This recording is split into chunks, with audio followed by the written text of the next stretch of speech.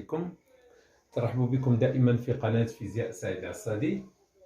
Pour cette séance, on va aborder la première partie concernant la deuxième leçon de la physique nucléaire qui s'adresse aux élèves de deuxième année, c'est-à-dire l'application de la relation d'Einstein. C'est l'équivalence entre le noyau et la masse. Donc la première partie, c'est quoi? C'est savoir comment calculer l'énergie de liaison d'un noyau et l'énergie de liaison par nucléon. Et aussi le défaut de masse. Le défaut de masse, c'est delta M. Le défaut de masse d'un noyau, par exemple, je prends ce noyau-là, le noyau du carbone 14. Donc le défaut de masse d'un noyau, c'est la différence entre la masse de nucléon isolé, c'est-à-dire séparé, moins la masse du noyau. Où toujours il est positif et par conséquent l'énergie de liaison elle est toujours positive. Donc je vous donne un exemple. Donc les données, la masse d'un proton en U c'est l'unité de la masse atomique, la masse d'un neutron et la masse du noyau du carbone. Et on a une nouvelle unité de masse, c'est l'unité 1U est égale 931,5 mètres par C au carré. C'est la constante, c'est la célérité de la lumière. Donc, la première question dans cet exemple, calculer l'énergie de liaison d'un noyau et déduire l'énergie de liaison par nucléon. Donc, l'énergie de liaison d'un noyau est égale à delta M C carré. Delta M, c'est quoi? C'est Z fois la masse d'un proton plus N. N, c'est le nombre de neutrons, c'est A moins Z, moins la masse de noyau, c'est au carré. Tout simplement, je remplace dans cette expression. Donc, Z, c'est 6 fois la masse d'un proton, plus N, c'est 14 moins 6 fois la masse d'un neutron, moins la masse du noyau. Les masses sont données en U, donc U, c'est au carré.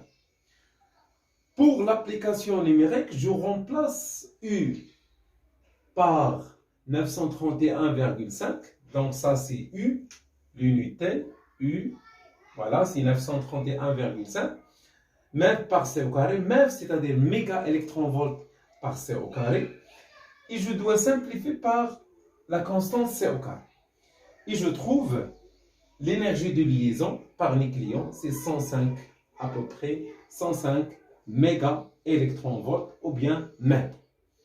L'énergie de liaison notée E, l'énergie de liaison par nucléon, c'est l'énergie de liaison du noyau divisé par le nombre de nucléons. Lorsqu'on dit un nucléon, c'est-à-dire soit un neutron, soit un proton. Donc l'énergie de liaison par nucléon, c'est L divisé par par A. Dans ce cas-là, c'est 105 divisé par 14, ce qui donne 7,50 mégaélectronvolts par nucléon. Il y a une propriété dit que plus l'énergie de liaison est élevée, plus le noyau est plus stable. C'est-à-dire quoi? Si on a deux noyaux et si on compare la stabilité de deux noyaux, donc je compare l'énergie toujours de liaison par nucléon. Donc, celui qui a l'énergie de liaison par nucléon est élevé, plus le noyau est plus stable. Donc, sachant que l'énergie de liaison par nucléon du carbone 12 est égale à 7,68 mètres par nucléon, déduire le noyau plus stable. Donc, je compare les deux énergies.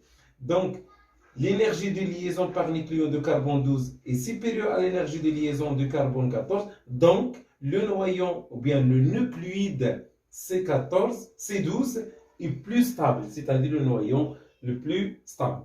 Donc, c'est-à-dire quoi?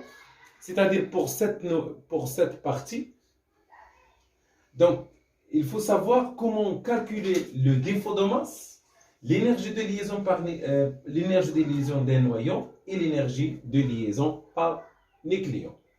Voilà, et à la prochaine, Inch'Allah, assalamu alaikum.